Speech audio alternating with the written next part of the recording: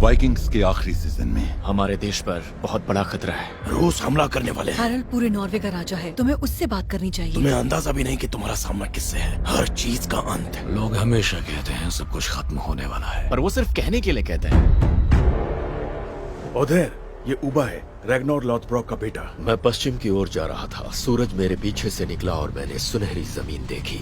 सुनहरी जमीन की ओर। मेरे पेट में बच्चा है और मेरी शादी एक देवता जैसे इंसान से हुई है जैसे तुम्हारी। मैं तुम्हें नॉर्वे की रानी बनाऊंगा। हम अभी मिले हैं और तुम चाहते हो कि मैं अपने पति को धोखा दूं? मैं तुम्हें पाना चाहता हूँ। हमारी किस्मत हमारे बस में नहीं, हमें ये स्वीकार करना चाहिए।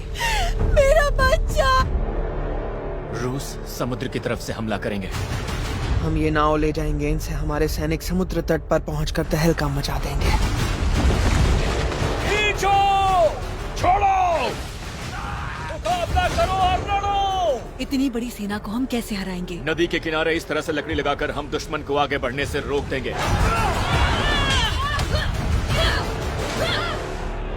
ये नदी पहाड़ी तक जाती है जिसे पार नहीं किया जा सकता, लेकिन हम पार करेंगे।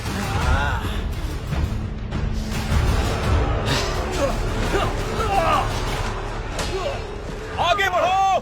मैं तुम्हें हरा के रहूंगा। तुम मुझे नहीं हरा सकते।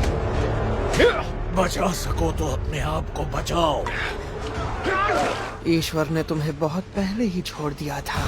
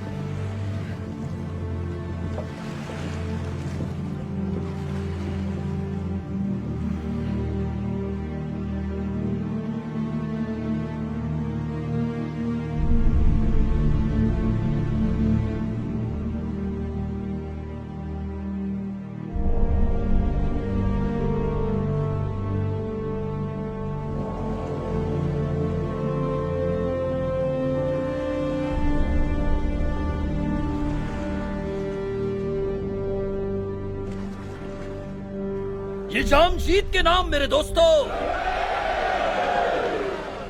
नॉर्वे की लड़ाई अभी खत्म नहीं हुई है, वो सिर्फ पीछे हटे हैं और शायद अपने कैटिकट के किले में वापस चले गए हैं। वो भी शायद अपने मुखिया, अपने हीरो, अपने नेता के बिना। मैंने सुना तुमने अपने हाथों से उसे मारा। मैं पूरे यकीन से नहीं कह सकता कि बियॉन मर चुका है। बियॉन को मारना नामुमकिन है। मैंने खुद देखा उसके सैनिकों को उसे युद्ध के मैदान से ले जाते हुए। इसका मतलब ये नहीं कि वो अभी जिंदा है। हाँ, बिल्कुल ऐसा हो सकता है। तो हम कैटिकट के लिए कब निकलेंगे? जितनी जल्द हमारे जहाजों की मरम्मत हो जाए। ये काम खत्म करना जरूरी है। मैं मानता हूं कि मैंने जितना सोचा था उससे बहुत ज्यादा हमारे सैनिक मारे गए। तुम वाइकिंग्स जल्दी हार नहीं मानते।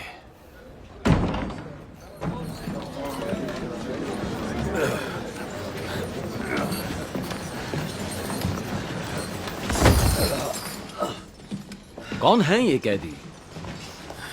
ये किंग ओलफ है, कभी यहाँ का राजा हुआ करता था। और ये है किंग हेरल्ड, पूरे नॉर्वे का राजा। क्या ये सच है?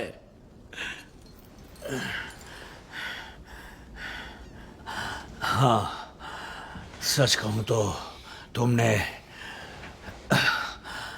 अपना जाल फेंका और जब उसे बाहर खींचकर तुमने देखा तो तुम्हें राजा और जोकर दोनों मिल गए थे। किंग ओलफ के चुटकुलों पर मुझे कभी भी हंसी नहीं आई। ओह, मैंने सोचा कि हमारे सामने विट्सक खड़ा है, रैगनार का बेटा। वैसे मुझे पहचानते हो तुम? मैं भी रैगनर का बेटा हूँ। हो, मैं जानता हूँ तुम कौन हो। आइवर, बिना हड्डियों वाले। यॉर्क के उन गंदे नालों से सिल्क रोड तक तुम्हारा नाम तो काफी मशहूर है। सवाल ये है कि तुम दोनों के साथ क्या किया जाए। तुम दोनों किस तरह से हमारे काम आ सकते हो? मेरा कोई इरादा नहीं कि मैं तुम्हारे काम आऊं। मुझे अपनी जान की परवाह नहीं। वाइकिंग के लिए ये डूब मरने वाली बात होगी। हम मौत को भी हंसते हंसते गले लगा लेते हैं। और तुम्हारा क्या कहना है? ओह, मेरा भी ऐसा इरादा नहीं है।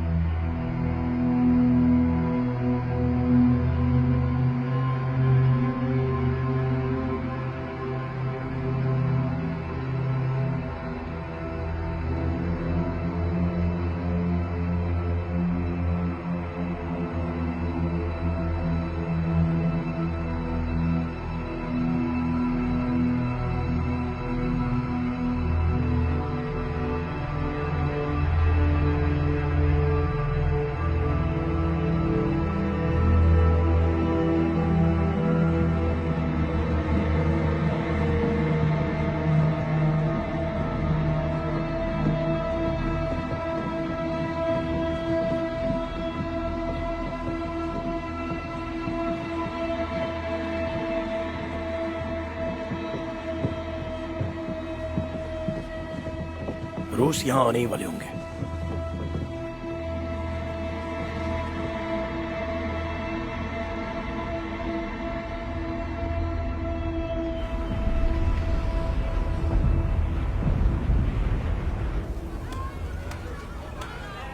बसंत का मौसम आ ही गया है।